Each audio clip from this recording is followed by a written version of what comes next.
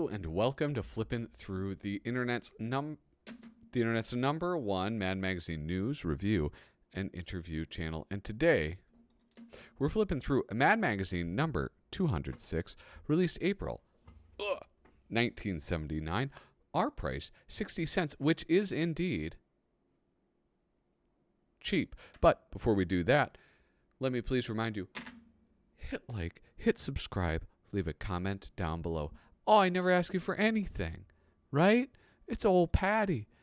You can come and help me out, right? Can't you? So consider that. If you want to support me in another way besides liking, subscribing, and leaving comments down below, you can support me on patreon.com/flippinthrough. You do that, you get a 6 set of stickers. They're on display all the time on this little green thing that I have. You can give me enough money, you get one of these. A pretty sick stencil, and it looks great. This is designed in a laboratory in Sweden for defacing public property, and they did a pretty good job. Anyway, with that, that's it. That's it. No more of that. Oh, wait, no, that's not it. I get to thank some people. I get to thank you, my supporters on Patreon. Misimo, David Strickler, Megan McInerney, Shane Buckley, Bobby Weigel, Cam Hayden, Rob Wilson, Rod Meadsbury, Andrew Goldfarb, Casey Ori, and Little Cozy Nostril. Thank you guys so much for the support. I hope I can keep on earning it. All right, now enough of that. Enough of the shameless plugging, all right? I got this. Where am I? There we go. I'm getting so good at that. I'm a real show-off. Mad Magazine number 206. Yet another beautiful Norman Mingo cover. We see the boy genius, Alfred E. Newman, in case of fire, turn upside down. Yeah, that's right. This is this type of extinguisher. I forget what it is, but there's actually it is compressed, but there's like this powder inside of it, and the problem is it settles. So you flip it over, and then it all breaks apart. Wait, I might be thinking about the. Anyway, when I was in the Navy, we had things kind of like this, and I'm guessing that's what it was. Anyway, fire safety 101. But he's turned himself upside down. Now, I mean, it's like mildly amusing, right? It's not like the greatest joke of all time, but something that was, I think, a pretty nice touch. His signature is upside down. I love that. That little detail is just so fantastic. And of course, we do have, in the 1970s, they rolled out laser technology, which allowed people to scan barcodes at the grocery store, at the corner market, and in a computer, that computer would tell them what the price of it was. It would tell them what was immediately apparent, which is 60 cents, cheap. And so Mad Magazine hated this. And so for quite a while, they would make these little jokes at the UPC code. Exclusive, extreme micro photo close-up of George Gobel's hair. I don't know who that is. I'm assuming it is a man. And his hair is thin. That's what I think. That's what I'm going to go out on a limb. Real quick, let's look at the masthead. In the old days, most men who finished a day's work needed rest. Today, they need exercise. Oh, got him. It's kind of more true than ever, isn't it? That's just gotten more and more true. Publisher William Gaines, Albert B. Feldstein, editor, John Putnam, art director, Lenny Brenner, production, Jerry DeFuccio and Nick Meglin, associate editors, Jack Albert, lawsuits, Gloria Orlando, Celia Morelli, and David Frazier, subscriptions, contributing artists and writers, the usual gang of idiots. Now, let's zoom in on this. There's only one letter I thought that was worth reading, and that is The Incredible Bulk. Oh, I enjoyed your version of The Incredible Hulk, despite the fact that I work for DC Comics. Or maybe because of it. What you did to old Greenskin. I particularly enjoyed the cameos by various members of the DC line of superstars. I was also pleased that Lou Silverstone, the writer, had the integrity to learn something of the comic book version of the Hulk. Lou picked up the point that Bruce Banner of the comics is David Banner on his TV tombstone. What's wrong with the name Bruce? Bruce Wayne is a swinger who always had plenty of girls in his belfry. All in all, a good job. E. Nelson Bridewell, editor, DC Comics Incorporated, New York, New York. Yes, famously, they changed the name from Bruce Banner. They had that nice alliteration that they love in Marvel Comics, right? Bruce Banner, Peter Parker, David Duchovny. And they changed it to David. Why? Well, I remember hearing something that I'm actually kind of afraid to say out loud, but I'm going to say it because it sounds true enough. The producers of the show thought the name Bruce was too gay, so they changed it. They were like, what's a real butch name? And they ran through. They were like, Francis is one. Julian. But they settled on David Banner, as the Incredible Hulk, or the real identity of the Incredible Hulk. Oh, whoa. I'm sorry, that snuck up on me. Golly. All right. Early one morning in South America. Fire. Gesplutska. That's not even the sound water makes. Anyway. Okay, who yelled fire? I don't know. Now, this is one that I really wanted to get into. Flipping through this was... I don't know if it's really an all-time great thing. I don't think it's really been reprinted very many times. Artist Bob Clark and writer Frank Jacobs. Probably my favorite artist. Maybe my favorite writer. Maybe my favorite artist. I don't know. I don't have a favorite. But Frank Jacobs certainly is pretty darn close. This is like a little poem that doesn't... I don't know that it's a take on anything. But I really like it. And what's interesting about it, besides some really great Bob Clark illustrations, is this overall take of it. So, who killed the country? We, said the people, standing idly by while we watched it die. We killed the country. Who clogged its lungs? I, said the factory, spewing out my smoke till I heard it choke. I clogged its lungs. Who warped its brain? I, said the network, with my shows designed for preschool mind. I warped its brain. Who pierced its heart? I, said the bank. Ruthlessly I bled it with my easy credit. I pierced its heart. And it goes on. So you have who heard it gasp, the hospital, talking about overpriced hospitals. Who struck it down? The union, basically saying how maybe unions aren't the best for small businesses. Who held the knife? The court, setting people free that were violent criminals. Who ignored my cry? Politicians making promises and never following through. And on and on. And I'll kind of slowly just scan down this as I talk. The thing that was so cool about it, that I enjoyed about it, is, and I've made no secret about it, I've talked several times about how bored I get with certain types of humor at Mad Magazine, especially things where it's like, I guess, case in point, Donald Trump. To me, it was just such low-hanging fruit, and it was just sort of this persistent thing where it's just making fun of Donald Trump and Republicans, where it was just like, this is boring to me. I don't know. I don't, maybe it is funny. Maybe I have a bad sense of humor, but it's boring. And that's like the worst. That's like worse than a bad joke is a boring joke. But this was great because it just felt like they're just attacking everybody and, pointing out every aspect of its failings. The only thing I would have changed, I would have put the people as the last one. Really make the reader feel like a real asshole. I think that would have been really great. But yeah, I don't know. I really enjoyed this. It felt like one of those. It feels like one of the Mad things that should be a classic.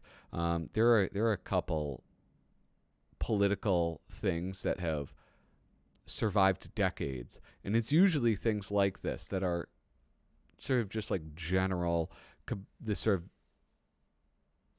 generally placing blame on everything. I guess it's kind of cynical, right? Everything sucks. But I don't know. I quite like that. I quite like that over, well, only one particular thing sucks and everything else is, well, that's okay, because I like that thing, even though it probably does suck. Here we have something fun. The second opinions in non-medical cases with one of my illustrator in Mad Magazine that I love. And I think that a great thing he exhibits right now is how well he works. This is Paul Coker Jr. How well he works in compact spaces. Compact spaces. He just like is able to fill in the panel so nicely. If your teacher tells you that ours is a nation of laws, not men, talk to a member of the United Mine Workers Union for a second opinion. That's too topical. I don't understand. I'm going to go to ones that are I don't need to know about Kentucky history. Here we go. If your new girlfriend claims you're the first man she's ever loved, try a personal interview with her last boyfriend for a second opinion. If your bartender tells you that the Yankees can't possibly lose their next game with the Red Sox, talk to your bookie for a second opinion. But I think I'll point out the art thing. There have been times where it's like he'll be asked, Paul Coker, to fill a splash page. But it doesn't quite work out. And that's because he works so well, especially like with the backgrounds, right? So he does this, and this in a small area works really well. That spread across large swaths of background doesn't work very well. Same for like the vertical stripes and stuff. I also like his faces, all these like cartoony little things. I like how they look when they're larger. That's what. Yeah. Whoop. Let's zoom out. Now, here we have the lighter side of surprises. I'm skipping it. And no surprise there. Anyway. I don't have a lot to say about this, the comparison test in everyday life, except that this is by artist Jack Rickard, writer Larry Siegel. Jack Rickard is great. Jack Rickard is a professional. He's a very talented artist. He's a very comedic artist. If you asked me, like, name the usual gang of idiots for any era, I'm not sure Jack Rickard's name would ever pop into my mind. And I looked it up because I was like, why is that? Why am I always surprised to see Jack Rickard in Mad Magazine? And I looked it up in Mad cover site. He has been working at Mad Magazine consistently for 30 years. He went from pardon me. July 1961. He has a stretch where he's mostly doing just covers, but he's doing other stuff. From 61 to 84, he's working. So 61, 71. Okay, wait, 61 to 71, 70. Okay, so over 20 years, whatever. That's still like a career, right? And yet, I don't think of him. All right? I think that's kind of interesting. And here we have a mad look at Tarzan today. You might not realize it. If as some of you are not very well read like me, you might not know a mad look at was not always something that Sergio Aragonés had done. In fact, many other artists did it. Two off the top of my head. Well, one is Jack Davis that I'm looking at. The other one, Bob Clark. And I think Paul Coker might have done a MAD look at as well. But it wasn't what it became later on, which was exclusively the purview of Mr. Sergio Aragones. And it's interesting because I think it was always pantomime, right? It was always something without any voices in it, no word balloons. But it's pretty cool seeing different artists take on a theme like this. And certainly I'm not going to say that like we lost out by having Sergio only doing it. That, I don't know, they were amazing. But it is kind of a cool thing to have a rotating cast on, the way they do the blank of the year or a MAD peek behind the scenes. But here, these are pretty cool, and of course having Jack Davis doing them. I mean, what a great artist! I'll tell you, what a great artist! I'm working on this new video that I'm putting effort into, and seeing Jack Davis's EC work. It's not something I was super familiar with, but holy smokes, is that Jack Davis, the sweetheart of the South, is so incredible an artist. It's unbelievable. You would not think like he would. Well, maybe you would if you were like an artist and you saw this, but you might think if you only knew him as a MAD guy, it's just cartoony stuff. But boy, he's got a lot to. I don't know. I'm kind of losing my words right now. I'm sorry. Do you guys smell burning toast? These are wonderful. The Tarzan today. It's like these really funny things that are pretty unexpected, right? I guess like clear cutting the forest, that's expected. This McDonald's gag, I certainly did not expect that. He's getting chewed out by his wife, and so he goes and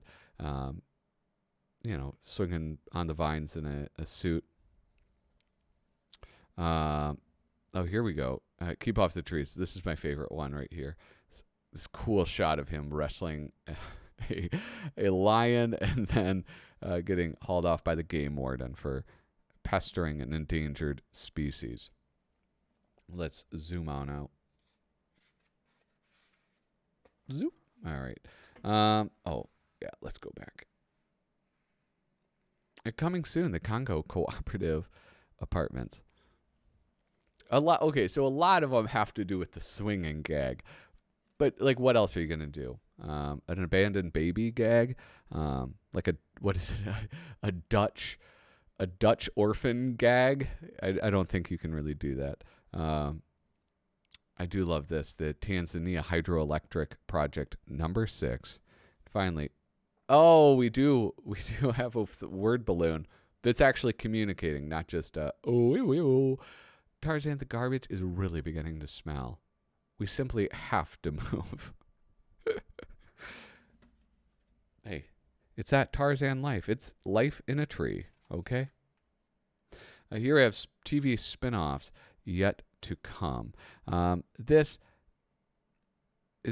In the description, they talk about Norman Lear and Mary Tyler Moore. When I saw this, I thought for sure they were taking a shot at All in the Family. But I guess when this came out, All in the Family only had like 2 spinoffs. They still had yet to get like 4 more after that. But Harry North Esquire doing the art. And I don't know. He's just cool, man. I don't know why I like his style. Sometimes it seems more like something you would see in Cracked magazine. But I like it. And, well, I shouldn't say that as in I'm expecting to not enjoy it if it were in Cracked magazine. Because as you guys know, I'm a Cracked convert, okay? I like Cracked magazine now, all right? Now, I wish I could, like, dive into this, but I think I feel the same way about Jimmy Carter jokes that I do about Trump jokes. Yeah, he's just a sap, whatever. I do love like this book detail and all of these sort of medieval style drawings. Yeah, I don't know. I don't really have that much to say. But this I did want to zoom in on and spend a little bit more time on. And that is everyday scenes we'd love to see. It's always fun. I say it every time. It's always fun to see Al Jaffe doing something a little different. And, if you want to see that, you got to go back to the 60s and 70s. That's where you're going to get it the most. No problem. It was only the fuse that blew. That'll cost you 30 cents. That's not even a thing that happens in TVs anymore. You don't repair TVs. They break, and then you put them in a paper shredder. I can't believe it. First the windows leaked, then the brakes went, and now the wipers won't work, and it's a 1979 car? Well, just leave it here, go out into the showroom, and pick out another one for yourself. I accidentally tore the cover of that magazine I delivered yesterday, so I went out and bought you a perfect copy. Those bastard mailmen. You were doing 65 in a 30-mile zone. Do you have a bumper sticker that says, all cops are pigs? Well, I admire a man with guts who sticks to his convictions, so I'm letting you off. Just slow down a little, huh? And have a good day. Those hippies. Those beatniks. Not one student did well on this math exam. How could I have given such a difficult test? Yeah. That one hits too close to home. I'm not ready for that one. Because all my kids, they did bad on a math exam I just gave. Okay.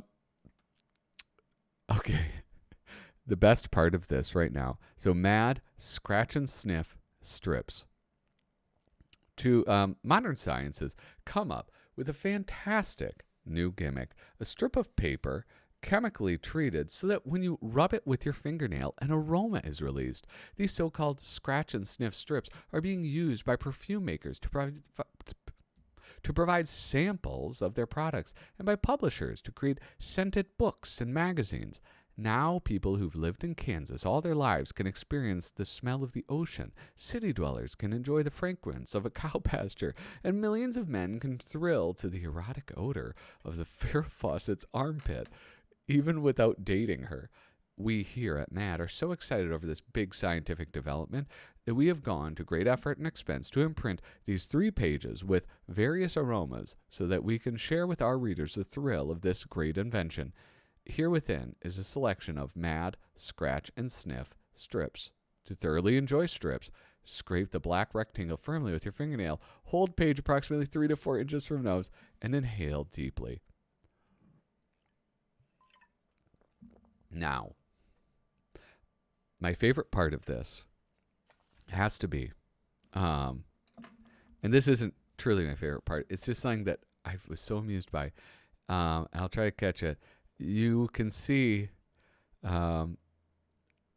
these scratch and sniffs. The ink was actually scratched off. Every single one of them was rubbed and scratched by whatever child received this magazine.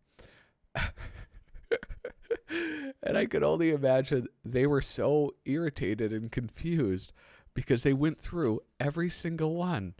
And if you look at it from the angle, you can see like where they were just like, trying to smell these things. Only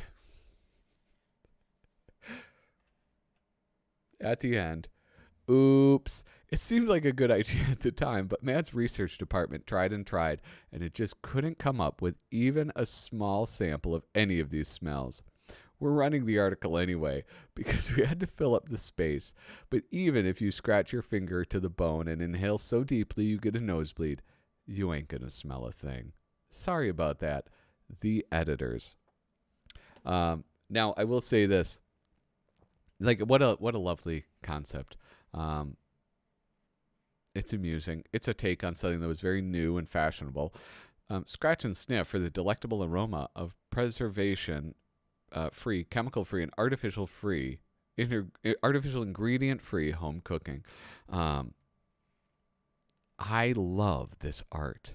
This stipple, I don't know, does that qualify as pointillism? Probably, maybe not strictly speaking, but it's just like a little like a India ink pen or something that's just been dotted along to create this. And they're so cool to look at. The artist, what is their name? Artist and writer, Henry Clark. I probably should have done this before. I'm such a dope. I don't, here, where is it? Henry Clark. There we go. Henry Clark does have a fair amount of things in Mad Magazine, like, 15 or so, just at a quick glance. But boy, I love this. It's such a fun style, and it's so cool to look at. I think it's because like nothing quite works, right? It doesn't actually look quite right, any of this stuff. So there's that, and I don't know. I think that there's just the admiration of this, knowing that somebody had taken the time to do all of this. It's I don't know. It's just pretty cool to me. So yeah, that is that. What a fun gag, and what a letdown for anybody that was scratching away. I'd be curious if you have this issue. Did some poor schmuck scratch away at every single one before they had it finished? One evening at an Ohio bus station. Okay, you got to milk it. All right. So with that, you guys, that is the entirety of the episode. I hope you enjoyed it. Please remember, hit like, hit subscribe, leave a comment down below, patreon.com/flippinthrough. Toodaloo.